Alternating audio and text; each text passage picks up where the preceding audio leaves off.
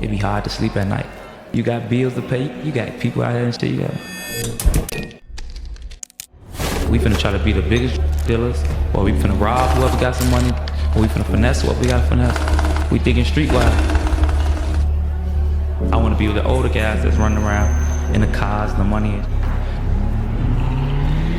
I'm really trying to get all my homies some money. I need everybody to be comfortable. I need everybody to be able to take care of their people. I need everybody to be. So it ain't about, we've been famous. That family's been on me, not gonna know that.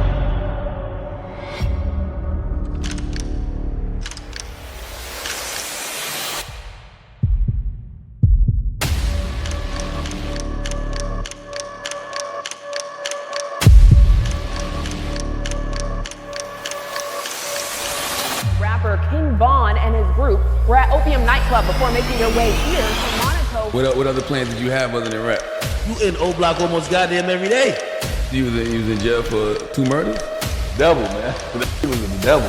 If he wanted you out of there, he'll go do it himself. You gonna beat it if you didn't do it, that's all. You in the county for all them years. Was it ever a moment where you say, man, these motherfuckers might give me life, man?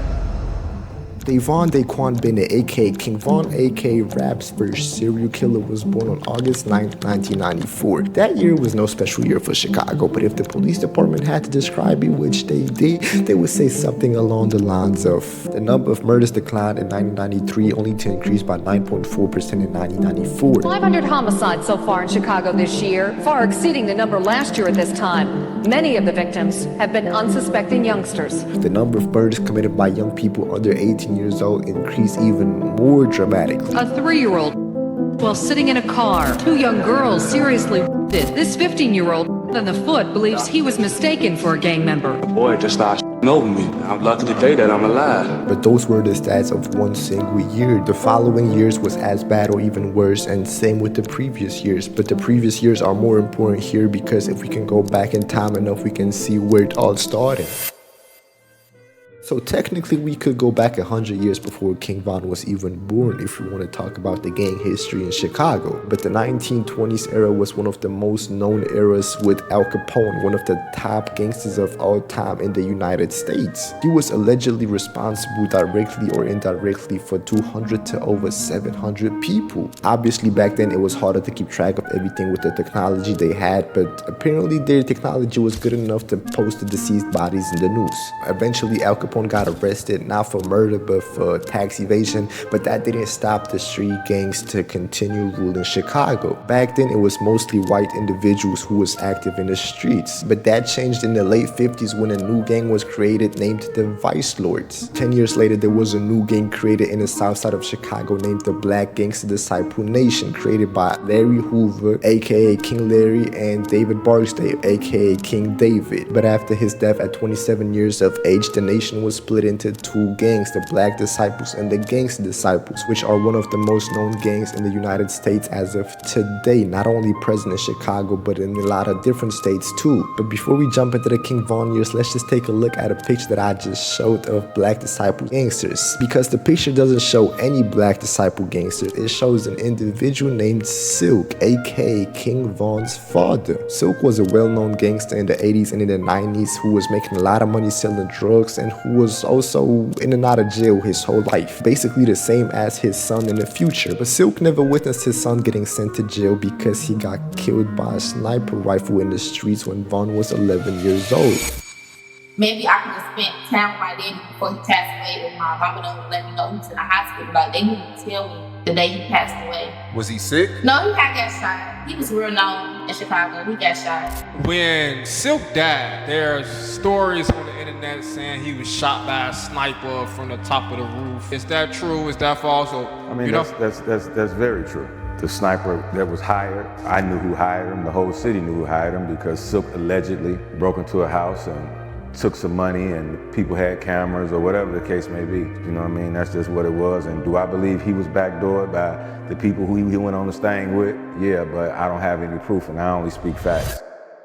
Not having your father by your side as a kid is, in most cases, something negative, something that makes you become someone you maybe would have never became if that was not the case, right? But that is something only people who have had a relationship with their fathers can relate to, because King Von never really knew what a father really was. Von wasn't around his dad that much. He's seen him sometimes when he was not in jail, but that was really it. And maybe he even seen him too much. Now, obviously, this is an outrageous statement because a kid should see his father as much as only possible, but Silk was a gangster who earned his respect in the streets, and King Von knew that. I had some friends come up from Jamaica, and I never been the type of person to go out, and they wanted to go out. He took my Jamaican friends out. They called me. He said, "This fucking guy Silk, he's a pimp. He's a pimp. All the girls, Silky, Silky, Silky, Silky.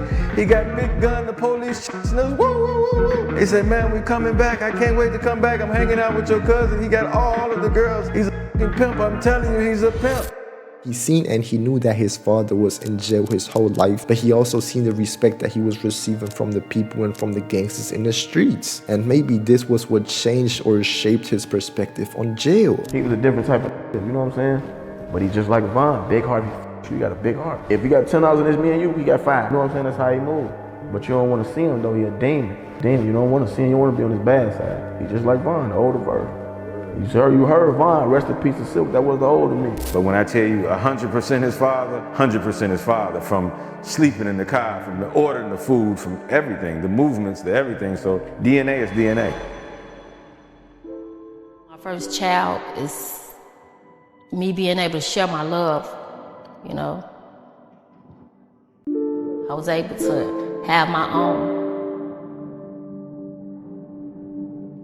I was excited, nervous, all of it wrapped in one. His father was, he was like back and forth in jail, like he was locked up most of the time, and then he passed away. So he was there when he was able to be there.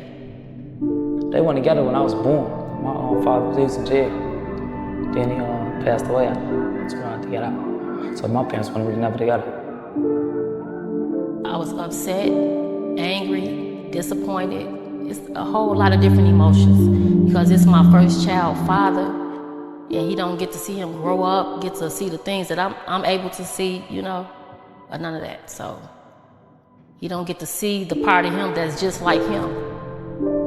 It ain't the same as I see everybody else. But to me, it's regular. My mom was there, you know, no daddy, stepdad. You know, regular going to school.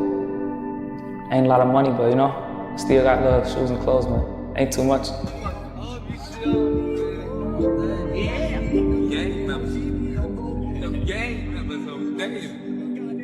He was like me, like shy, you know, laid back, shy, kind of just want everything to be cool. He was a mama's boy, because he would always come to me for everything, for anything. Oh, my mama gonna do this, my mama this, my mama that. He smiled when he tilted his head. Him giving me a kiss, I love you, Ma. Love you, Ma. He learned everything fast. I remember he was riding his bike with no chain wheels at 2. Flying up the street. We like, how that happen? You know, like how he learned. Taught himself. Y'all stealing on me. Dayvon was the sweet, gentle kid. Just being him.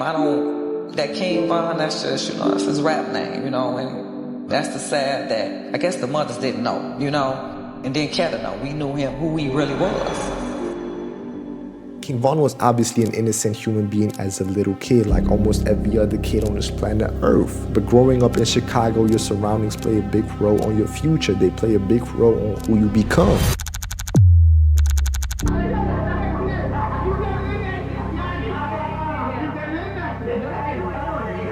Between like kindergarten, preschool, 8th grade, I was just going to school, you know, doing, you know, probably getting a little trouble doing a little, playing sports, you know. I ain't start, like, you know, getting in trouble or nothing until like high school. What was King Von like in school? King Von was really laid back though. Like, we ain't had no problems with him. He used to sit with us. We used to eat at the same table. And he used to be over there with me, Duck, all of us. 051, Killer Ward. We had our own tables, like 2-3 tables right here by us. Lil Herb and them had their own table. I remember one day I had to go to Hyde Park and get my son with my brother because he hadn't got into it with mine.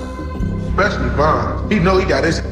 Used to get up after school on buses, bro. Gary, used to hang with us until you flip because your scared. You're not even from O Block, bro. Just playing both sides, too. Duck gonna lie to me, I used to kick it with him and I used to be with them.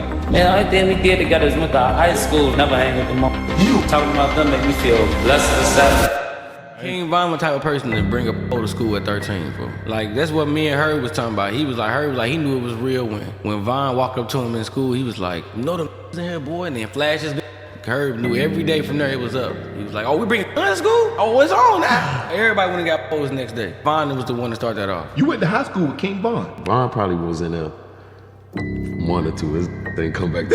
First day of school, when I seen Von in there, he walked up to my homie like, hey, boy, it's going down in this. Like, you feel what I'm saying? Like, he already want us. Like, boy, y'all be on point here. I just met Vaughn just through school, bro. Folks kept it on. We kept that on his. He had that, like a little chrome.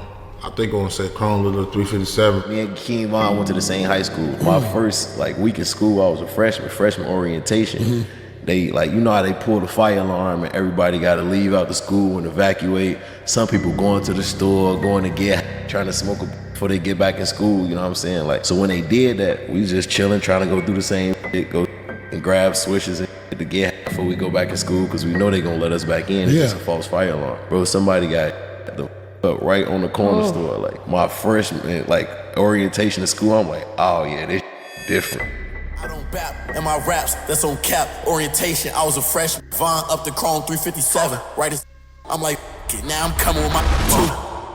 Going to school was meaningless for Von because at the end of the day, he couldn't live in his school. He had to go back to his place, and that's when he surrounded himself with bad people who wasn't going to school either. And additionally to that, at some point in life, a lot of kids like Von don't want to listen to teachers or the people who are in a position in life they don't want to be in. That school, you see what I'm saying? School over here with the nice teaching and nice people all that. All right, so now I'm going off faith from that. Since they nice and being, productive and all, I'm doing my work, I'm in school. But now I'm out of school with the people that ain't doing shit, but on the streets, all they know is being loud, mean, bad, telling the truth, doing this, doing that. So now I'm around them, and now, my environment, I'm adapted to that.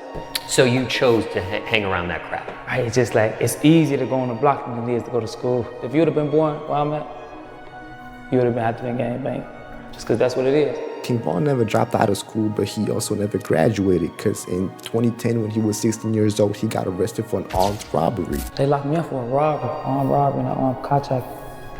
They say I robbed somebody to their car. Most of the charges got dropped because of his age. He spent some time in a boot camp, got back home, and shortly after coming home, he got arrested again and sentenced to 15 months in juvie. While sitting in juvie, his close friend O.D. Perry gets killed in 2011, and that's basically how the name of O Block was created. Now the significance in O Block, the name came from my homie O.D. Perry. He passed away.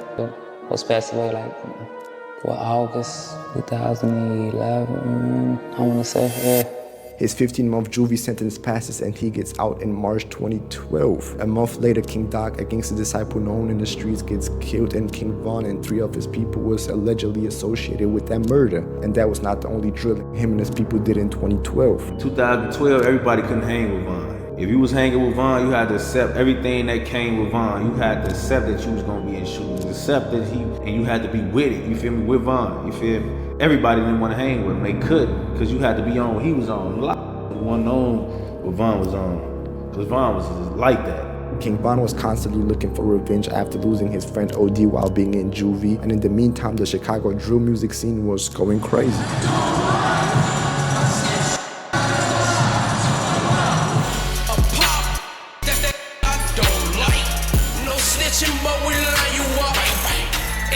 For them hitters. Throw the L's up for them hitters. These claim 300, but we BDK. BDK. Yeah, we BDK. At that time, were you even thinking about rapping or thinking about being a star? We weren't thinking about the rap.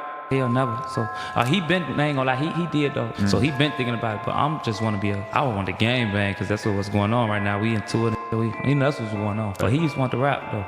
So King Von was deeply mixed up with the streets, not even thinking about becoming a rapper because of the people dying around him. It didn't matter if it was his people or not, cause like Von said it himself, it's a never-ending cycle. Somebody, everybody got family, somebody relate to him or somebody cool with him, you with him, not everybody that he was close with is trying to you.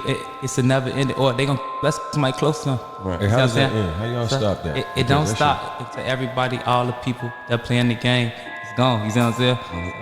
It's the last man standing. In 2012, Von was associated with 3 more murders, but the craziest thing that happened to him that year was losing one of his closest people right in front of him.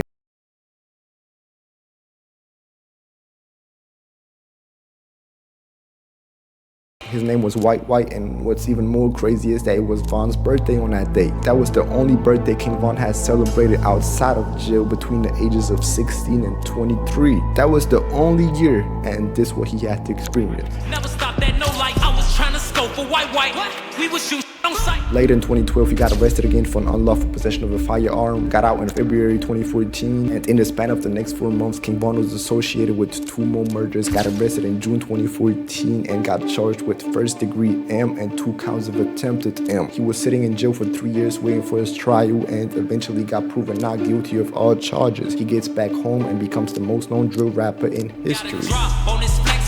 He from Tennessee, I had a thought. King Von was a serial killer by definition, but losing your people while in jail or even in front of your own eyes can change you as a human being, or matter of fact will most definitely change you as a human being, especially when the people responsible for that mention the names of the deceased in a disrespectful way on social media or on songs. I'm not saying revenge is right, but I understand how trauma or street culture can shape somebody's mindset at a very young age. Now you could argue that Chief Keef was also close to OD Perry and White, and why did he not look for revenge, which maybe he did, but we simply don't know nothing about it. But from a Chief Keef's perspective, he had way more or a lot to lose at that time. Another point is that an adrenaline rush differs from person to person, and those rushes lead to uncontrolled decisions. A human being who sees their mother getting killed right in front of their eyes will most definitely look for revenge in that same second she dies. King Von did not see his mother die, but King Von and a lot of people in the streets see their people as their family, or even sometimes above their family. Because as kids or as teenagers, we often spend more time with our friends than with our family, and that's just a normal thing. So seeing somebody get killed who you see as family will change you, and obviously everybody would change in different ways, but that's also the principle of humanity. Everybody is different. Some people would react like Von, some people wouldn't. But did King Von have a choice? No, he didn't. People like Von and Von himself was stuck in a trap you cannot get out of. And if you have ops looking for you or your people 24/7, you are forced to do something about it. All the people King Von had allegedly killed would kill him too if they had caught him before he got them. All the trolling and being disrespectful about the deceased people that he did or his people did is a part of the streets. That was a part of their life. That's how they grew up. They did not know any better. King Von never had the intention to kill innocent civilians like other serial killers have. Allegedly, when King Von was associated with that one murder of Malcolm Stuckey in 2014 at a party, before getting to the party with the intention to shoot at Malcolm Stuckey's people, he had called somebody and told him to take the kids back inside the house so nothing happens to them. King Von was an evil human being, but he was evil towards his ops. He didn't hate human beings, he hated his ops. We hang on 64th, 65th and King Drive. And on 63rd, over here kind of to the left, they dirty and stuff. They be up there just doing stealing and doing all type of petty stuff. So we don't go up there with them because they be dirty. Something ain't right up there. So I had to make it known, like, because it's so close, we not from 63rd. Tell you the truth about to sneak this, no homo. Listen, but is you from 63rd? The people want to know on some real. Don't troll with me, Von. Keep it 100. You know you inducted makeup. They just make it look real crazy to y'all. These just really people we all went to school with. That do look crazy to me. I kid you not. That's how they make it. But then, like, yo, you gotta understand, like you said, they right there down the street. It's just that we ain't cool no more. It was, you know, but it ain't that serious. That's how they want it. That's what they want to do. They want to put the money on my head. Y'all want to put your money on my head. Try your luck. He was a Chicago rapper who was gunned down here on one of Chicago's ritziest streets. Were you saddened by the news that he was murdered? Man, I heard. Couldn't believe that. I ain't gonna sleep that night. Ain't no discussion when we touch him, they gon' have to rush him right to the hospital. That's what he get, that's repercussion. That whooping all that tough, get him left and butt. It ain't nothing, I gave out 100, boy, I bet they come. I wish I never grew up in the projects. I wish my mama had some money when I was if I could wish a lot would be different, but it just happened like that. Like say your brother get killed or somebody get killed, it just happened like that. What you gonna do? The people closest to him or people who had just met him once was always defending his name in any way possible. He was a genuine person, you know, like real stand-up guy, you know, loyal. Make sure everybody around him good, you know what I'm saying? He's a real good dude. He was a genuine person, real caring person. He's a real stand-up dude. You ain't gonna see his same energy in a lot of people. 100, he was, it's like, undescribable for real. Like anything you ask for, he gonna get to you. We wasn't always familiar with each other as cousins. Okay. We found that out, like, oh, this my cousin, like, oh. But it's deeper than that. Yeah, that's cowboy that going on in the crib. I've been told to pop out. What's up? What you on? I'm chilling, man. I'm trying. I'm in the spot. You finna pull up? Pop out. Check it out. What you on? You good? Man, pull up, man. We gonna tee up. Pull up, bro. Man, I'm finna come get you. Y'all pull up. You good? We get that thing. Anything, bro. Vaughn was a genuine person too, you know. Everybody got their demons, everybody got their dark side, but you know, it's fine. It's taking care of your people and folks 4 years older than me. To see folks do that, like, he did what he was supposed to do, you know. I got love for him forever for that. Hey, girl. I'm King David, man. Cut the light on, man. Cut the light on, gang, for real. But you freaky as hell. Look, nice y'all, wipe the step. Okay, there you go. Look at him. Hey, what y'all got going, fool? Studio, what you at? Why you in the studio? What you doing? Trying to put this switch on my... Man, you was asleep. We show his motherfuckers still. He be lying. He tell me he dropped the switch on. You in the dark sleep. You crazy. He trying to put the switch on. Your girl look bad long, bro. Look, he think I'm pretty. On what? I'm an ugly girl or a pretty girl. Not for real. Like, I'm ugly and pretty, though. Like, on the girl side. Mike, get your ugly ass on, bro. Vaughn, King Vaughn, that was my brother, bro. Like, he was the realest person I had in the industry, like, as far industry-wise. When he used to be on house arrest, and I used to hit him, bro, I was coming to him, like, he used to have Asian in there, had a few homeboys, they'd give me what I need, we'd kick it, chill, play 2K, whatever, to make him feel good while he was on house arrest, because he never liked being on house arrest. Like, he really hated it, so I made sure, like, I actually kicked it with bro and spent time with bro. He always been a brother to me. All right, my love. I'm Mitch, gang. He Grizzly looking at on your way, your man, who you look like? Chris Brown. Chris on photo. Chris Breezy. Hell, I know, Mitch. Oh, no. Man, shut up, 5-2, shorty. All right, gang. He got a whole story behind him. Know what I'm saying? He from O Block. Know what I'm saying? That should speak for itself. But know what I'm saying? He just real. Know what I'm saying? His music, just real. Just, know what I'm saying? It's my brother. Like, we ain't got the same mother and same father, though, but that's yeah. The people in the streets, it don't matter if they is ops or not, they share a lot of similarities. Hustling, smoking, music genre, money, sports. It's the gangs, the sets, the past that separates them. You put 5 people in the same room with a backwood in their hand and some music playing and they will end up being cool. But as soon as they find out that they is ops, they want to kill each other. And that is the moral of this video. I know a lot of people like my content. I'm really trying my hardest to make it as entertaining as possible, you know, top quality content. But I also know that a lot of people would think that this is goofy or corny, that a man is talking about other people's, lives and stuff like that, which is completely understandable. If I had seen myself from a different perspective, from a different human being's perspective, I would judge too, because what is, talking about such topics, before I even started doing this, I was like, bro, this is so goofy, because if I had seen somebody like him, like me, doing this, I'd say, why is he even talking about this, But at the end of the day, you have to keep moving. You gotta move. I would not do this for a long time, maybe, next year or something max, and then I will, just so you know, any niche, any platform where you see me, my content will always be comparable to the people on top of that niche. Always. I'm gonna always be as good or better than them. It don't matter where you gonna see me. But yeah, I'm out for this video, 22. Let me know what topic next.